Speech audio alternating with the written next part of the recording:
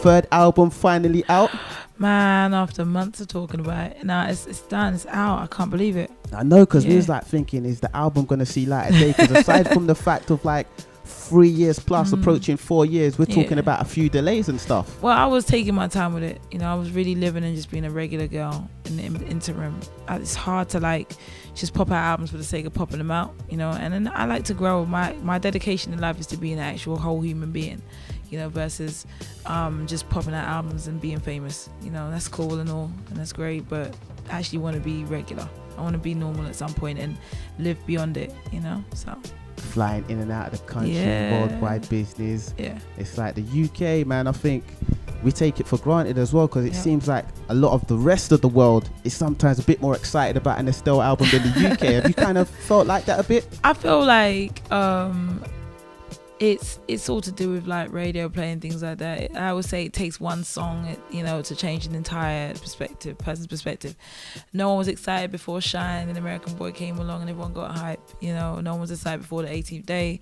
Then 98 came along and everyone gets hype. So I don't take that for what it is. I look at it like the fans know what it is. The real people that know what it is know what it is. The ones who don't know what it is know what it is.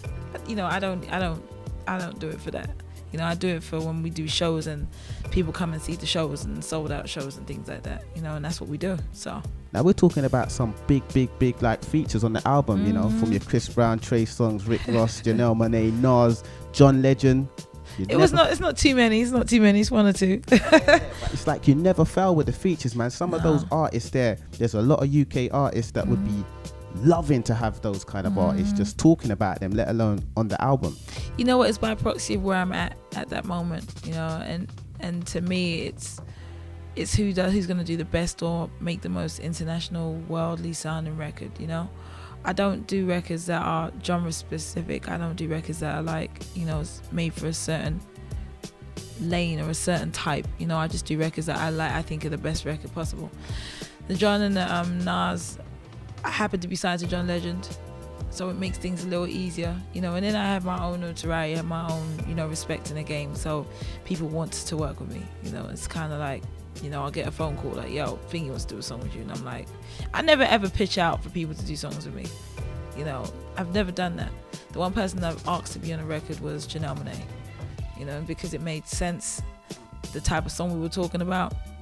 And there was only one other verse for somebody else to sing. Otherwise I would have had like a dream team of everyone that I think is different, singular and amazing doing a record. But this was the strongest way to do it, I think.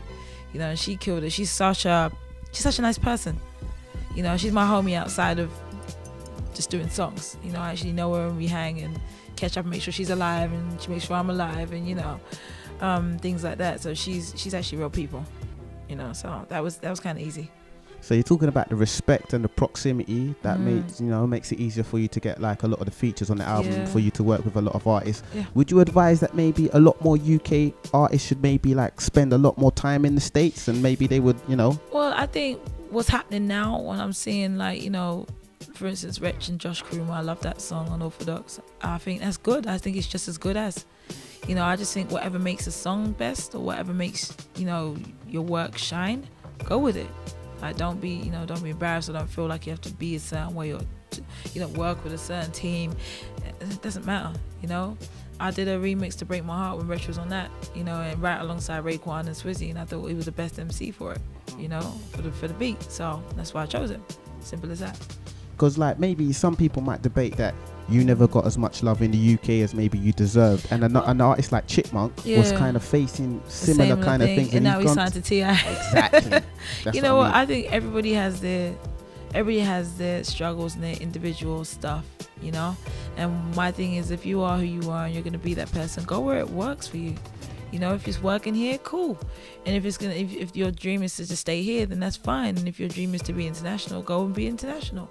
Like, don't sit there and knock a person down because they chose to go and sign to whoever, or like, we're all proud of, we all represent who we are at the end of the day, and who we are young British kids that happen to make it around the world, and who they are young American people that happen to make it around the world too.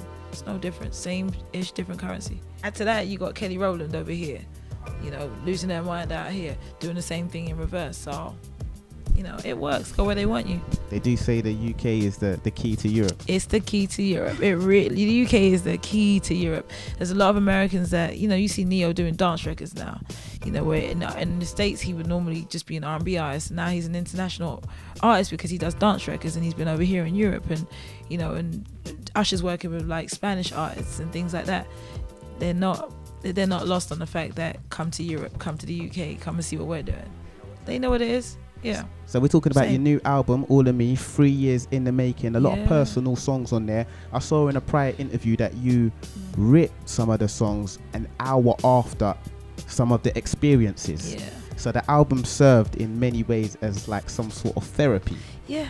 All my albums are therapy. Like every single one of them are like, you know, I have to have been through and lived through some things. These ones were just more acute. You know, these were because I could do nothing else but just go and sing. That made me happy. That made me feel like I achieved something that day. So I would go in and sing instead of like spazzing, because there was times I was going through stuff where I'd have to fire people, or I'd have to like get rid of people, or people were just, you know, getting on my last freaking nerve. And the only thing I could do at that particular moment was go write a song, because I couldn't particularly touch them or hold them or, you know, go in on them, you know, because sometimes it's better to have silence than run your mouth. You know, and so that was my outlet, because it was that or go crazy, you know. So and then there were times when I was ecstatically happy, and I just wanted to let the world know, you know, so I had to just get on my sing a damn song. You know. And then there were times where I was just like pensive and just sat there for days and not quite knew what was happening. And then those times too, I was like, I'm gonna sing a song, you know. And this is what these are the songs that everyone loved. These were the times when everyone was like, yo, when did you write that? Where'd that come from? So I noticed the trend, and I kind of kept going with it. I was like, I guess, you know, this is what I'm gonna do.